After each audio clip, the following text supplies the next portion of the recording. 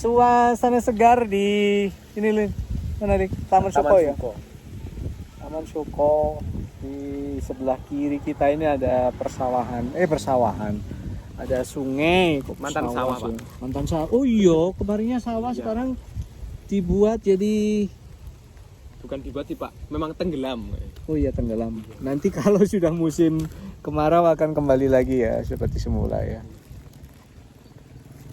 Ya, suasana di Taman Suko seperti ini. Di sana ada hutan pinus campur jati gitu. Terus ya udah. Ini tempatnya sebenarnya nyaman ketika dikelola dengan baik, lebih baik lagi. Saya yakin pasti akan menjadi tempat wisata yang menarik banget. Apalagi ini musim panas ya Pak, cerah. Iya, cerah banget. Kaliparu itu sebenarnya kaya ya. Secara alam itu kaya banget, tempat yang memungkinkan untuk bisa dipakai sebagai ya tempat-tempat nongkrong, refreshing dan seterusnya. Tinggal manusianya aja mau ngelola apa enggak. SDM-nya ya. Ketika ada gerakan gitu ya. Seperti ini kan karena ada gerakan ini. Taman Suko ini bisa jadi seperti ini karena ada gerakan yang ini Mas. ya, lagi nyantai. Yeah. Oh ya. Nah ini termasuk Mas yang di sana itu yang termasuk yang intens mengupayakan agar tempat ini menjadi tempat yang aman.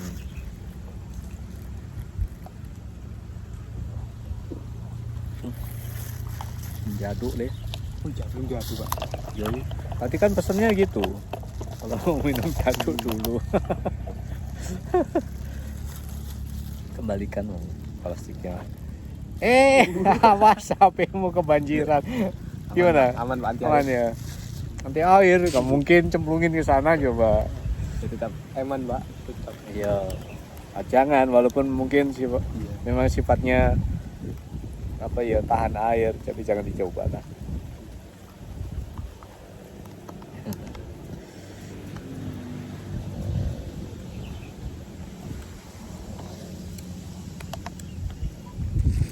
Namanya lemon ya asem. Ini ya sampel. Saya tidak tahu sejarahnya mengapa ini disebut dinamakan sampel. Saya tahu sampean. Enggak tahu Pak. Browsing. Ayo, Pertama saya tahu ini itu pas kelas 5 SD kalau nggak salah. Sebelum itu nggak pernah ada sampel. Tiba-tiba ada gitu.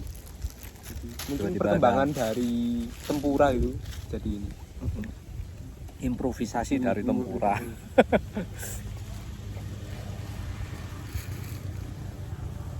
Kalau tempura dan lain-lain itu kan cenderung menggunakan ikan ya. Ya. Rasanya rasa amis-amis ikan gitu ya. Ya habisin deh.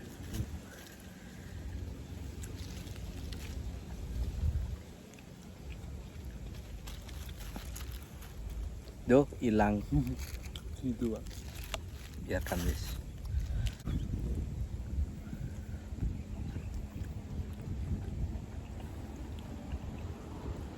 Ini sebenarnya sederhana ya. Sederhana tapi diminati banyak orang. Kuncinya itu ya, itu kunci loh deh. Sesuatu yang sederhana tapi diminati banyak orang. Cuma satu Pak yang kurang dari ini Pak. Apa? Kurang besar. Kurang besar. Ya memang konsepnya seperti ini Le. Lidinya panjang terus bagian makanannya sedikit. Karena apa? Cara menggorengnya kan dicemplungkan begini, di panci. Panci berisi minyak. Kalau ini besar atau panjang mungkin ya Matangnya lebih lama ya kalau bisa besar. begitu. Selain itu kan juga penyesuaian dengan harga tole. Iya. Kalau dijualnya kepada anak-anak bocil-bocil yang di kampung seperti kampung kita ini di desa kan harganya berapa? Mungkin kalau di kota bisa digedein harganya satu biji ini 10.000. Tempura premium, tempura premium, sampel premium. Sampel jumbo premium ya.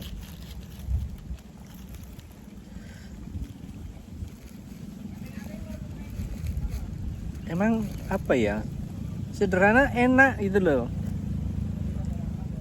Saya dari sekian jajaran makanan yang semacam ini memang cenderung lebih suka yang ini deh, sampel. Kali pertama mencoba itu di mana ya? Di Arjowilangun kalau tidak salah. Tuh coba itu. Oh, Kak, di depan SD 1 ketika malam hari pernah lihat. Yang apa, Pak? Ini sampel. Sampel di depan SD Kalipari 1. Oh iya, agak. Malam hari di depannya Mbak Khoiri itu loh. Udah ada. Itu enak banget juga. Jadi saya coba dari situ kok, ternyata enak ya. Ternyata tidak ada amis ikan. Iya. Kan saya kurang suka kalau makanan itu berasa ada amis-amisnya ikan.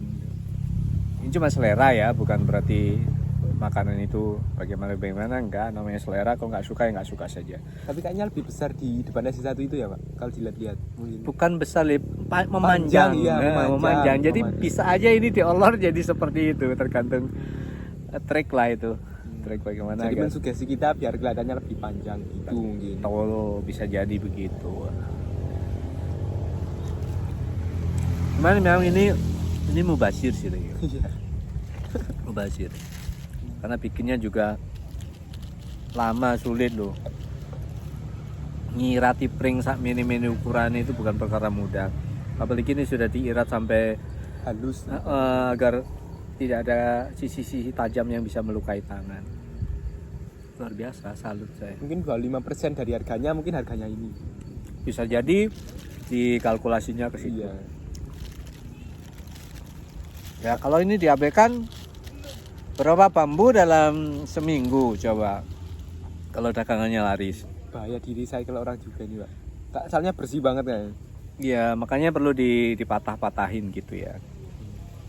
Seperti botol air mineral itu kan anjurannya ya dipuntir biar nggak dipakai lagi.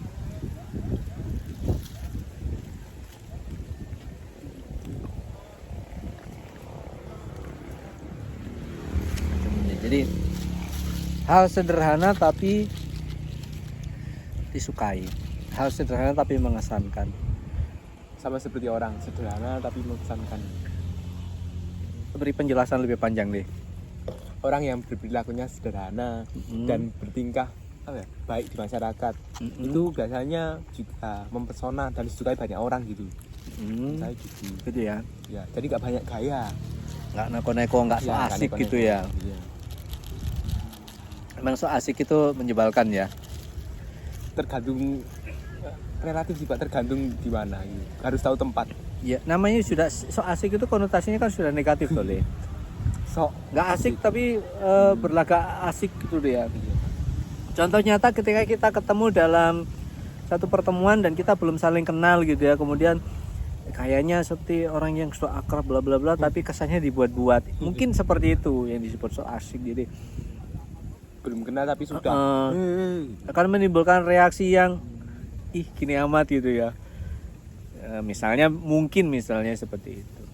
Ya memang wajar-wajar aja lah kita bersosialisasi, kita ketemu orang terus seperti apa. Kalau saya sih pilih aman aja, apalagi saya orangnya kan mungkin termasuk kategori introvert ya.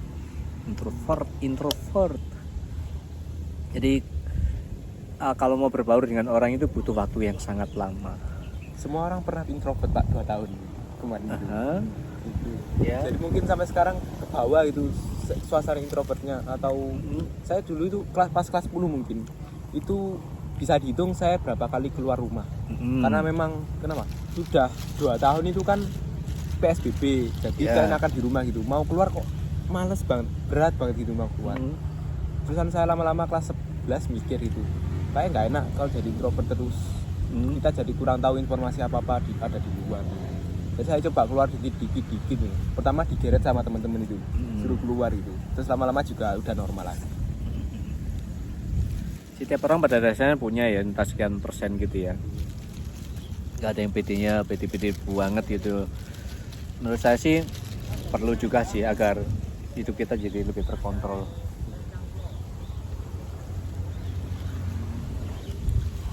Kami nyebut diri saya itu introvert, tapi ini dia.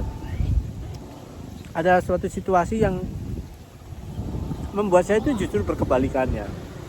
Contoh ini tadi ya, saya jalan seperti ini tadi kan, apalagi siang terang kelihatan gini, saya tadi nyebut apa, saya kok nggak bawa masker ya.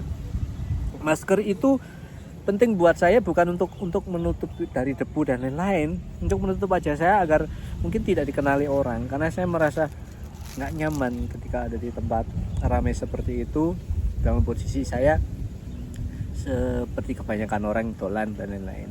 Padahal juga siapa mau lihat saya, itu cuman perasaan saya saja, nggak mungkin orang lirik saya, mungkin lirik sekilas kemudian udah.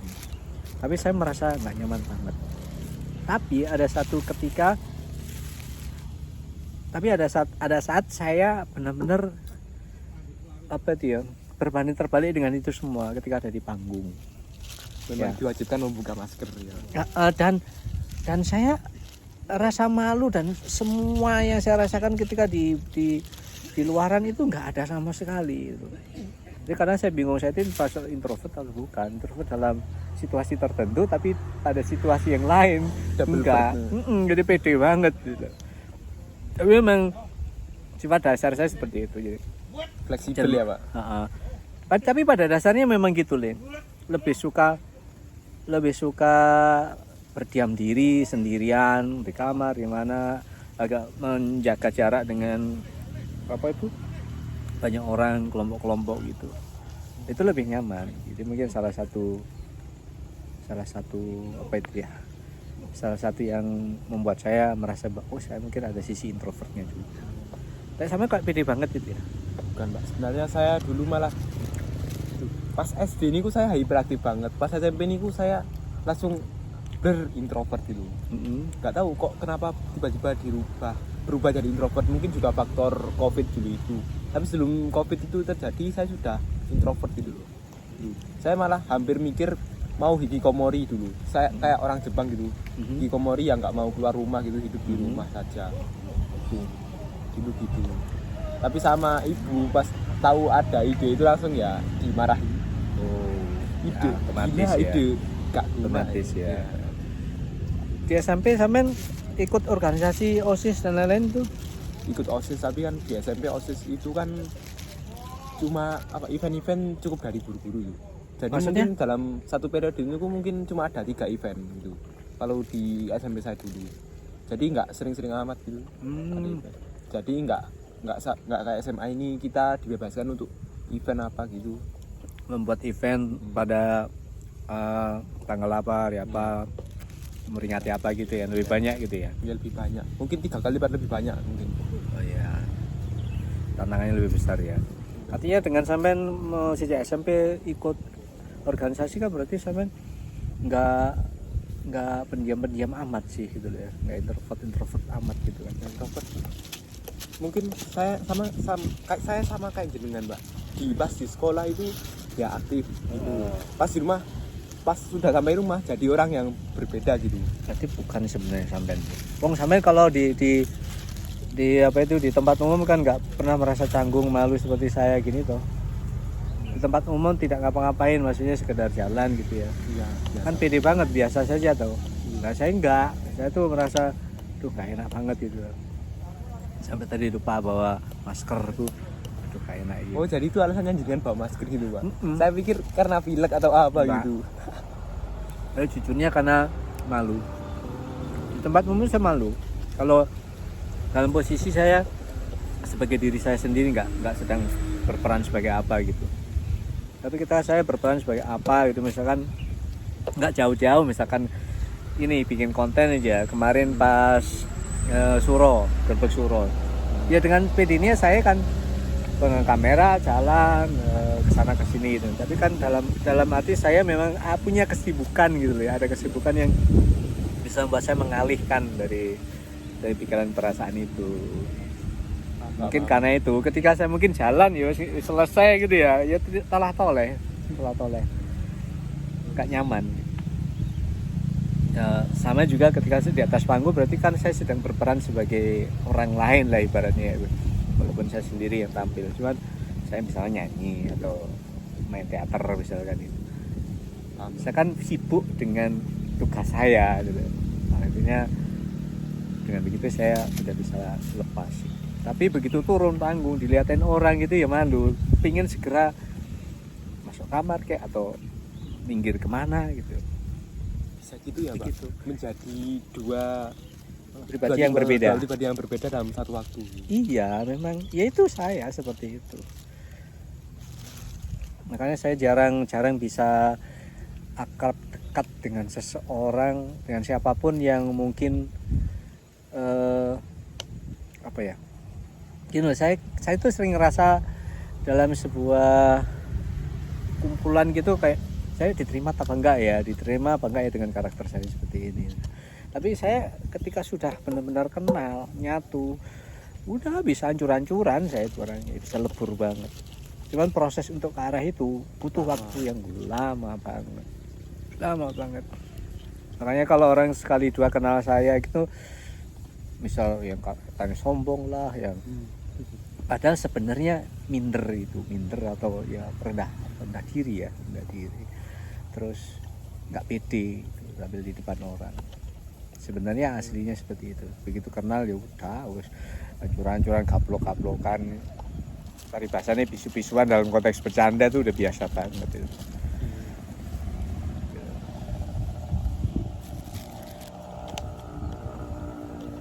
Ya Pak, terkait pisu-pisuan, menurut jenengan itu anak dulu sama anak sekarang itu lebih gampang bad word mana? Kalau jenengan bandingkan. Nggak bermaksud membandingkan ya, karena saya juga tidak terlalu mengetahui bagaimana karakter anak sekarang secara luas gitu ya. Cuman ya kasus per kasus saja. Memang kalau anak dulu itu di kalangan saya sendiri ya jarang sekali orang lihat dengar misu yang pinjuk-pinjuk dan seterusnya itu dalam konteks mengumpat itu. Ya karena memang nggak ada contoh saat itu. Karena sekarang kan dicontohkan di banyak media, di internet dan lain-lain, dikit-dikit pinjuk, dikit-dikit nyebut nama binatang dan seterusnya. Itu hari-hari ditonton. Makanan mereka sehari-hari. Iya, otomatis akan jadi merasa seperti diajari. Kan jadi spontan kan anak-anak ngomong ke nyopok kancane dengan pinjuan atau dengan hal lain yang ya mungkin maksud mereka tidak mengumpat, tidak apa, cuman jadi kurang pas saja ketika konteksnya mereka ada di mana, sedang apa, di kelas mungkin sedang pelajaran gitu ya, formal, tiba-tiba ada nyeletuk kesenggol dikit, kaget, akhirnya refleksnya pinjuk, terus nama binatang yang paling terkenal sampean tahu kan, di situ. Ya seperti itu ya, saya nggak bisa membandingkan, jadi memang berbeda ininya, latarnya berbeda. Kalau zaman dulu nggak ada hal apapun yang bisa dijadikan sebagai contoh, sebagai semacam dalam tanda kutip pelajaran gitu, belajar dari orang kok ngomong ngono kayak enak banget ya dengerinnya, terus akhirnya itu enggak, karena jarang mendengar pinjuk-pinjuk dan binatang terkenal itu. Sekarang kan aduh dikit-dikit sih. Dari ruang guru aja setiap hari nyaris terdengar mengejutkan, kadang sampai yang benar-benar mengumpat gitu ya. Nggak cewek nggak cowok semua. Pas olahraga gitu ya Pak? Iya, cewek cowok, apalagi cewek lu ya, itu mengejutkan banget. Wih gila ya, sampai seperti ini ya pelajaran yang mereka dapatkan dari kemajuan teknologi itu. Ini hal kecil aja, hal besar lainnya kita nggak tahu deh, ada banyak. Itu mungkin suatu hal yang orang tua susah mengendalikan Pak, soalnya udah jadi makan sehari-hari dan setiap hari anaknya itu nonton seperti itu. Gitu. Jadi mungkin susah memang. Nah, cara ngobrol di gazebo itu harus kita wujudkan ya. Saya kepingin ngajak setiap siswa yang memang antusias ke situ untuk bisa menyuarakan ya keresahannya lah, apalah. Karena saya juga butuh data banget untuk menjawab pertanyaan-pertanyaan besar yang berjubulan di otak saya, dan itu salah satunya yang bisa menjawab siswa. Untuk yang lainnya mungkin metode pembelajaran ini kan setiap guru-guru berbeda. Ada beberapa anak itu yang nggak cocok dengan salah satu metode pembelajaran dari guru. Oh gitu. Kalau untuk saya sih alhamdulillah nggak ada, semuanya bisa saya jalani mengikuti. Tapi ada beberapa juga yang males gitu ngikutin, mungkin itu ke bawah terus sampai sekarang gitu. Sebenarnya perlu dikomunikasikan juga loh. Saya kan sudah bilang keterbukaan semacam yang saya tawarkan kepada siswa itu kan juga sebenarnya juga ditawarkan oleh guru lain. Tinggal bagaimana sampean mengomunikasikan atau teman-teman mengomunikasikan itu kepada yang bersangkutan agar tahu. Kalau saya memang selalu terbuka untuk apa yang membuat sampean menjadi lebih nyaman berada di dalam kelas, ngomong belak-belakan. Nggak usah takut, nggak usah apapun, kan saya yang minta gitu loh. Dan itu penting buat saya karena buat apa saya di dalam kelas kalau anak-anak saya merasa nggak bahagia, nggak nyaman gitu loh. Apa terusan hasil akhir yang akan didapat nanti apa? 2 kali 40 menit atau kalau 2 jam ya, 2 jam pelajaran seperti itu. Apa enggaknya nggak ada. Terus misi saya untuk bisa sharing ilmu pengetahuan juga kan terhambat. Ya bagaimana mau lancar menerima materi pelajaran kalau suasana batinnya aja udah rusuh gitu. Itu yang saya pahami seutuhnya bahwa harus saya jaga ketika saya ada di dalam kelas, harus bagaimana itu benar-benar saya perhatikan. Walaupun saya mungkin ya datang dalam kondisi moodnya sedang tidak bagus, itu tantangan terbesarnya sebenarnya di situ ya. Tantangan jadi guru ya. Iya, datang dalam kondisi mood sedang rusuh atau fisik mungkin sedang terganggu karena sakit atau apa. Begitu masuk kelas itu otomatis ya nggak akan bisa 100% untuk tampil sebaik ketika sehat, ketika tidak ada masalah apapun. Dan itu tetap harus disiasati agar jangan sampai itu berpengaruh terhadap pembelajaran. Itu berat. Nggak bisa saya beralasan ya sudah ya ini begini saja karena saya sedang begini, nggak bisa. Iya. Saya seperti itu. Ya bagaimana saya menuntut anak saya harus bagaimana, masa saya tidak menjalankan hal yang sama. Itu kan ketika siswa yang kritis menuntut saya mau jawab apa coba? Kan begitu.